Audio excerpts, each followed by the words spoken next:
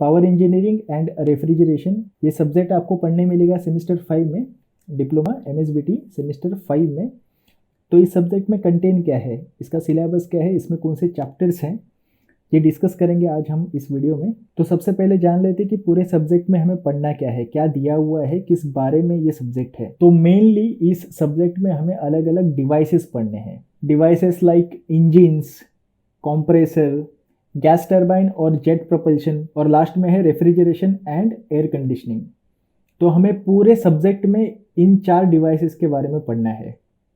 हमें पढ़ना है इंजिन्स के बारे में, हमें पढ़ना है कंप्रेसर्स के बारे में, हमें पढ़ना है गैस टरबाइन या फिर जेट इंजन, जेट प्रोपल्शन में। ये दोनों भी सेम प्रिंसिपल पे काम करते, तो एक ही चैप्टर में इसको लिया हुआ है। और सेम रेफ्रिजरेटर और एयर कंडीशनिंग, ये भी सेम प्रिंसिपल पे काम करता है, इसके लिए इसको एक ही चैप्टर में लिया हुआ है। ओके, तो हमें पढ़ना है इंजिन्स के बारे में, कंप्रेसर्स के बारे में, गैस टरबाइन के बारे में और रेफ्रिजरेटर के बारे में। तो ये 4 डिवाइसेस हैं, इन 4 डिवाइसेस को पूरे सब्जेक्ट में हमें पढ़ना है। अभी इसमें अगर हम लोग बात करें तो इंजन और gas turbine and jet propulsion, ये 2 डिवाइसेस ऐसे हैं जो पावर को प्रोड्यूस करेंगे, ये हमें पावर प्रोड्यूस करके देंगे। और ये जो 2 डिवाइसेस है, जैसे कि हो गया कंप्रेसर और refrigerator and air conditioning system, तो ये जो डिवाइसेस हैं ये पावर कंज्यूमिंग डिवाइस हैं। ओके, हमें इन्हें पावर देना पड़ता है तो जाके ये काम करते हैं, work done on the system. तो इसका बेस्ट एग्जांपल आप कैसे समझ सकते हो कि जो घर का रेफ्रिजरेटर है या फिर एयर कंडीशनिंग है, उसको आपको पावर देना पड़ता है, आपको उसको इलेक्ट्रिसिटी देना पड़ता है, उसके बाद ही वो काम करता है। ओके, तो कंप्रेसर, रेफ्रिजरेटर या फिर एयर कंडीशनिंग, ये ऐसे डिवाइसेस हैं जो पावर को कंज्यूम करते हैं, पावर कंज्यूमिंग डिवाइसेस हैं। तो इनके ऊपर आपको काम करना पड़ता है, इनको पावर देना पड़ता है। ओके, और इंजिन्स और गैस टरबाइन हो गया या जेट प्रोपल्शन हो गया, मतलब जेट इंजन हो गया, तो ये ऐसे डिवाइसेस है जो आपको पावर प्रोड्यूस करके दे देंगे, आप इनसे इलेक्ट्रिसिटी बना सकते हो। तो पूरे थ्रू आउट इस सब्जेक्ट में ये 4 डिवाइसेस आपको अलग अलग यूनिट्स में डिवाइड करके दिए हुए हैं। तो यहाँ पे हर एक यूनिट, हर एक चैप्टर हम लोग देख लेते हैं, वो कितने मार्क्स के लिए आएगा वो भी डिस्कस करेंगे। उसमें थ्योरी पार्ट कितना है, कौन से न्यूमेरिकल उसमें पर्टिकुलरली आएंगे और उसमें क्या कंटेंट है, ये पूरा डिटेल में हम लोग इस वीडियो में देखेंगे। ओके, तो स्टार्ट करते हैं यूनिट नंबर 1। चैप्टर नंबर 1 जो आपको पढ़ना है वो है इंटरनल कंबशन इंजिन्स। ओके, तो इस चैप्टर में आपको क्या दिया हुआ है, तो इसमें 2 पार्ट हैं। पहले पार्ट में, फर्स्ट पार्ट में आप पढ़ते हो साइकिल के बारे में। ओके, तो आपको अलग अलग साइकिल्स पढ़ने हैं, साइकिल्स लाइक कार्नोट साइकिल हो गया या फिर ऑटो साइकिल हो गया, डीजल साइकिल हो गया, डुएल हो गया, ब्राइटॉन साइकिल, ये अलग अलग टाइप्स के साइकिल्स हैं, इसको आपको पढ़ना है। और साइकिल्स पढ़ना बहुत इंपॉर्टेंट है ये सब्जेक्ट चालू करने से पहले, बिकॉज इसमें जो भी डिवाइसेस आप आगे पढ़ोगे, ओके, जितने भी मशीन्स आप आगे पढ़ने वाले हो, ये सब साइकिलिक प्रोसेस पे काम करते हैं। ओके, इंटरनल कंबशन इंजन हो गया जिसमें सक्शन होगा, कंप्रेशन होगा, एक्सपांशन होगा और एग्जॉस्ट होगा। तो ये 4 स्ट्रोक होने के बाद फिर से वो साइकिल रिपीट होते जाएगा, तो एक टाइप का ये साइकिलिक प्रोसेस है। ओके, उसके बाद अगर आप एयर कंप्रेसर पढ़ रहे हो तो वहाँ पे भी आप एयर को पहले सिलेंडर के अंदर खींच लेते हो, सक्शन होता है, उसके बाद उसको कंप्रेस करते हो और उसके बाद उसका डिस्चार्ज कर लेते हो एयर टैंक के अंदर, और फिर से वही प्रोसेस रिपीट होता है। तो यहाँ पे ये एक साइकिल कंप्लीट होने के बाद फिर से वही साइकिल रिपीट होने वाला है, तो ये भी साइकिलिक प्रोसेस के अंडर आता है। सिमिलरली गैस टरबाइंस में भी वैसे ही होता है, जेट प्रोपल्शन में भी वैसे ही होता है। ओके, आप पहले कंप्रेशन करते हो, फिर हीट एडिशन होता है कांस्टेंट प्रेशर पे, फिर एक्सपांशन होगा, फिर अगेन हीट रिजेक्शन होगा कांस्टेंट प्रेशर पे। तो ये भी एक साइकिलिक प्रोसेस है, एक साइकिल कंप्लीट होने के बाद फिर से वो रिपीट होगा। और सेम कॉन्सेप्ट रेफ्रिजरेशन पे भी अप्लाई होता है, वहाँ पे भी कंप्रेसर रहेगा, कंप्रेसर के बाद कंडेंसर आएगा, कंडेंसर के बाद एक्सपांशन वाल्व के बाद इवापोरेटर के बाद फिर से कंप्रेसर। तो एक साइकिल कंप्लीट होने के बाद, एक राउंड कंप्लीट होने के बाद फिर से वही साइकिल, वही राउंड रिपीट होते रहेगा। ओके, तो ये हर एक डिवाइस साइकिलिक प्रोसेस के अंदर आता है। तो पहले तो आपको पढ़ना पड़ेगा कि बेसिक साइकिल क्या होता है। तो यहाँ पे आपको डायरेक्टली साइकिल्स पढ़ने हैं और अलग अलग टाइप से साइकिल्स के, इसके बारे में आपको पढ़ना है पहले पार्ट में। ओके, मैं बात कर रहा हूँ यूनिट नंबर 1 की, इंटरनल कंबशन इंजिन्स में पार्ट ए जो है, पहला पार्ट रहेगा वो रहेगा साइकिल्स के बारे में। और एक बार आपने साइकिल्स पढ़ लिया तो उसके बाद आता है इंजन का थ्योरी पार्ट, जहाँ पे आपको एक्चुअल इंजन कैसे काम करता है, उसका वर्किंग कैसे होता है, ये पढ़ना है। ओके, तो यहाँ पे आप पढ़ोगे पेट्रोल इंजन कैसे काम करता है, उसके भी 2 टाइप आएंगे, 4 स्ट्रोक आएगा, 2 स्ट्रोक आएगा। फिर आएगा डीजल इंजन कैसे काम करता है, उसका वॉल टाइमिंग डायग्राम क्या है, सुपर चार्जर क्या होता है, टर्बो चार्जर क्या होता है, कार्बोरेटर क्या होता है। ये सब बेसिक थ्योरी जो है आपको बाद में पार्ट बी में पढ़नी है। ठीक है, तो ये है पूरा unit number 1 internal combustion engines. उसके बाद जो यूनिट नंबर 2 है ये भी इंजन्स के बारे में ही है। ओके, हम लोगों ने यहाँ पे डिवाइसेस कितने देखे थे, डिवाइसेस देखे थे 4, लेकिन हमें चैप्टर्स कितने हैं, यूनिट्स कितने हैं, 5। ओके, क्यों ऐसा, बिकॉज यहाँ पे इंजन्स के ऊपर 2 यूनिट्स दिए हुए हैं। ओके, तो सेकेंड यूनिट में क्या दिया हुआ है, सेकेंड यूनिट में आपको पहले पार्ट में दिया हुआ है टेस्टिंग। टेस्टिंग मतलब आपको पूरा इंजन का एनालिसिस करना है। ओके, आपको कैलकुलेशंस करने हैं यहाँ पे। और इसके सेकेंड पार्ट में रहेगा इमिशन कंट्रोल, जो पोल्यूशन होता है व्हीकल से तो उसको कैसे कंट्रोल किया जाएगा, ये इसके सेकेंड पार्ट में हम लोग पढ़ते हैं। ओके, थर्ड यूनिट है एयर कॉम्प्रेसर्स। ओके, जैसे कि मैंने कहा एयर कॉम्प्रेसर एक पावर कंज्यूमिंग डिवाइस है, तो बहुत सारे एप्लीकेशंस है जहाँ पे आपको कॉम्प्रेस्ड एयर का ज़रूरत होता है। तो वो कॉम्प्रेस्ड एयर कैसे मिलती है ये हम लोग यहाँ पे एयर कॉम्प्रेसर में पढ़ते हैं। तो एयर कॉम्प्रेसर में आपको एक टाइप है रेसिप्रोकेटिंग एयर कॉम्प्रेसर और दूसरा है रोटरी एयर कॉम्प्रेसर। तो 2 टाइप के अलग अलग कॉम्प्रेसर्स आपको पढ़ने हैं। ओके, उसके बाद है फोर्थ यूनिट में आप पढ़ोगे, ये भी 2 टाइप में आपको दिया हुआ है। पहला टाइप इसका रहेगा गैस टर्बाइंस और दूसरा रहेगा जेट प्रोपल्शन। तो गैस टर्बाइन में बेसिकली आपको पावर प्लांट पढ़ना है कि आप गैस का यूज़ करके कैसे इलेक्ट्रिसिटी जनरेट कर सकते हो या फिर उस इंजन को कैसे रन कर सकते हो। और दूसरा है जेट प्रोपल्शन। तो जेट प्रोपल्शन में आपको पढ़ना है कि जेट इंजन कैसे काम करेगा, जो इंजन्स एरोप्लेन्स में लगाए जाते हैं वो कैसे काम करते हैं, उसका वर्किंग कैसे है, ये आपको डिटेल में यहाँ पे पढ़ना है। और यूनिट नंबर 5 में भी 2 पार्ट हैं, एक है रेफ्रिजरेशन का पार्ट और दूसरा है एयर कंडीशनिंग का पार्ट। तो आपके घर का जो रेफ्रिजरेटर है वो कैसे काम करता है, और एयर कंडीशनिंग में आपको पढ़ना है कि घर का जो एसी है वो कैसे काम करता है।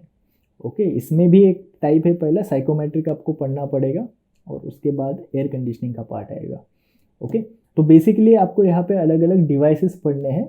तो इनिशियली बाकी कुछ याद रहे या ना रहे, इतना याद रखो कि हमें मशीन्स के बारे में, अलग अलग मशीन्स का वर्किंग पढ़ना है और उसका डिटेल में एनालिसिस करना है। ठीक है ना, अभी बात कर लेते कि हमें इस सब्जेक्ट में न्यूमेरिकल्स कौन से पढ़ने हैं। ओके, तो यूनिट नंबर 1 की बात करें हम लोग इंटरनल कंबशन इंजन, जैसे मैंने बात किया इसके 2 पार्ट है, पार्ट ए में पढ़ोगे साइकिल्स और पार्ट बी में पढ़ोगे इंजन का वर्किंग। तो मैक्सिमम तो यहाँ पे आपको थ्योरी पढ़ना है, लेकिन एक न्यूमेरिकल आपको आएगा यहाँ से, और पर्टिकुलरली वो न्यूमेरिकल रहेगा ऑटो साइकिल के ऊपर। तो अलग अलग टाइप्स के आपको साइकिल्स पढ़ने हैं।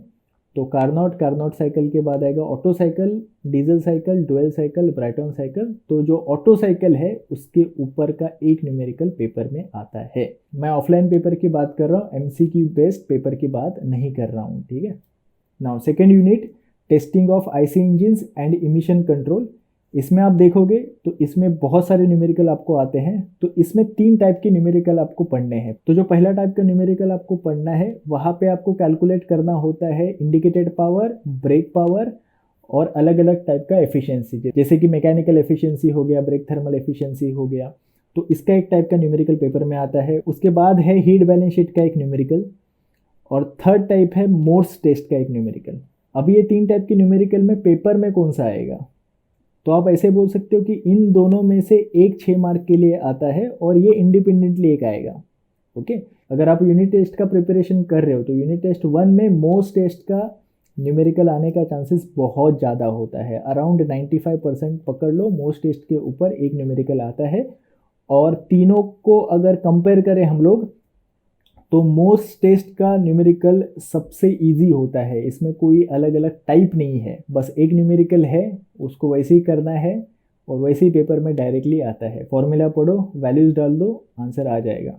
बाकी के ये जो 2 न्यूमेरिकल्स है इसमें अलग अलग टाइप्स, अलग अलग वैरायटी है, वो आपको कवर करना पड़ेगा। ठीक है, ओके। उसके बाद थर्ड यूनिट है एयर कॉम्प्रेसर्स। तो एयर कंप्रेसर्स में थ्योरी आएगा आपको, रेसिप्रोकेटिंग और रोटरी एयर कंप्रेसर के ऊपर बेसिक आपको थ्योरी भी रहेगा। वहाँ पे पूछा जाएगा इंटरकूलिंग क्या होता है, परफेक्ट इंटरकूलिंग क्या होता है, टाइप्स ऑफ कंप्रेसर्स क्या है, कंप्रेसर का बेसिक वर्किंग क्या है, 2 स्टेज या फिर सिंगल स्टेज का। और रोटरी टाइप कंप्रेसर में आपको अलग अलग टाइप्स के कंप्रेसर्स पढ़ने हैं, जैसे वेंट टाइप कंप्रेसर हो गया, स्क्रू कंप्रेसर हो गया, एक्शियल कंप्रेसर हो गया, तो वो आपको पार्ट करना है थ्योरी सेक्शन में। तो न्यूमेरिकल की बात करें तो 2 टाइप के न्यूमेरिकल आपको यहाँ पे पढ़ने हैं। पहला टाइप है सिंगल स्टेज कंप्रेसर का और सेकंड है 2 स्टेज कंप्रेसर का। इन दोनों में से एक न्यूमेरिकल पेपर में आता है 6 मार्क्स के लिए। ओके, नाउ 4th यूनिट की बात करें, gas turbines and jet propulsion, तो इसमें सिर्फ आपको थ्योरी रहेगा, इसमें कोई न्यूमेरिकल नहीं आएगा। 5th chapter refrigeration and air conditioning system की बात करें तो इसका थ्योरी है दोनों का भी, प्लस इसमें 2 न्यूमेरिकल्स आएंगे। एक न्यूमेरिकल रहेगा रेफ्रिजरेशन का और दूसरा न्यूमेरिकल रहेगा एयर कंडीशनिंग सिस्टम। स्पेसिफिकली अगर बात करें तो साइकोमेट्रिक चार्ट के ऊपर एक न्यूमेरिकल आपको रहेगा। ओके, तो इसमें यहाँ पे एंड लिखा हुआ है, इसका मतलब क्या है कि रेफ्रिजरेशन के ऊपर एक अलग से न्यूमेरिकल पेपर में आता ही है और एक न्यूमेरिकल साइकोमेट्रिक चार्ट के ऊपर आएगा। तो यहाँ से आपको 2 न्यूमेरिकल्स पेपर में आते हैं। ओके, तो अगर न्यूमेरिकल्स को काउंट करें हम लोग तो 2 न्यूमेरिकल्स आपको यूनिट नंबर 5 से मिलेंगे। एक न्यूमेरिकल आएगा कंप्रेसर के ऊपर, वो सिंगल स्टेज का हो सकता है या फिर 2 स्टेज का हो सकता है, दोनों में से एक। उसके बाद 2 न्यूमेरिकल्स यहाँ से आप एक्सपेक्ट कर सकते हो। इसमें देखो कॉम्बिनेशन कैसा है, आईपीवीपी एफिशिएंसी का या फिर हीट बैलेंस शीट का, दोनों में से एक, और मोस्ट टेस्ट का तो आना ही है। रियर केस में ऐसा हो सकता है कि ये ना आए, अगर ये नहीं आएगा तो ये दोनों आ जाएंगे, लेकिन मोस्ट ऑफ केसेस में क्या होता है कि ये दोनों शफल होते हैं और ये अपने जगह पे ही रहता है। ओके, तो यहाँ से 2 न्यूमेरिकल पेपर में एक्सपेक्ट कर सकते हो और एक ऑटो साइकिल का न्यूमेरिकल अगर आया तो 4 मार्क के लिए। ठीक है, तो यहाँ से अगर एक न्यूमेरिकल आया तो टोटल कितने न्यूमेरिकल हो गए, ये 2 न्यूमेरिकल, एक यहाँ पे 2 और यहाँ पे 1, तो टोटल कितना हो गया 1 2 3 4 5 6, तो 6 न्यूमेरिकल आपको पेपर में आते हैं। ठीक है, अगर हम लोग मार्क्स की बात करें टोटल थ्योरी प्लस न्यूमेरिकल, तो जो पहला चैप्टर है फर्स्ट इंटरनल कंबशन इंजिन्स, ये आपको मिलेगा 16 मार्क्स के लिए। Testing of IC engines and emission control, ये भी पूरा इंजन के ऊपर ही है, लेकिन यहाँ पे मेजॉरिटी में न्यूमेरिकल्स है क्योंकि यहाँ पे टेस्टिंग वाला पार्ट है, एनालिसिस का पार्ट है। ओके, और सेकेंड पार्ट में आपको यहाँ पे पोल्यूशन कंट्रोल, इमिशन कंट्रोल को देखना है। ये भी यूनिट रहेगा 16 मार्क्स के लिए। एयर कंप्रेसर की बात करें हम लोग तो ये चैप्टर रहेगा 14 मार्क्स के लिए। Gas turbine and jet propulsion, यहाँ पे कोई न्यूमेरिकल नहीं है, सिर्फ थ्योरी है, इसके लिए ये सिर्फ 8 मार्क के लिए आएगा। और refrigeration and air conditioning RAC, ये रहेगा अगेन 16 मार्क्स के लिए। तो टोटल कितना हो गया 16 16 14 8 एंड 16, इसका टोटल हो जाएगा 70। तो 70 मार्क्स का आपका पेपर होता है। ओके, अभी यहाँ पे ऐसा है क्या, ये 16 है तो 16 मार्क्स के लिए आएगा, ये 14 के लिए आएगा, ये 18 के लिए आएगा, 16 के लिए ही आएगा, तो ऐसा नहीं है, ये मिनिमम मार्क्स दिए हुए हैं। ओके, ये मिनिमम टोटल है 70। आपका पेपर 70 मार्क्स का होता है, लेकिन वहाँ पे ऑप्शंस होते हैं ना, अगर आप ऑप्शन को कंसिडर करके टोटल करोगे तो आपको टोटल मिलेगा 102, लेकिन आपको सॉल्व कितना करना है 70 मार्क्स का सिर्फ। ओके, तो ये ऐसा नहीं है कि ये 16 है तो 16 मार्क्स के लिए आएगा, ये मिनिमम 16 है। ओके, मैक्सिमम में 16 से ज़्यादा ही रहेगा। ओके, तो यहाँ पे जो भी मार्क्स दिए हैं ये मिनिमम है, ये 70 टोटल मिनिमम मार्क्स का है। आपको पेपर में इससे ज़्यादा मार्क्स के लिए क्वेश्चंस पूछे जाएंगे।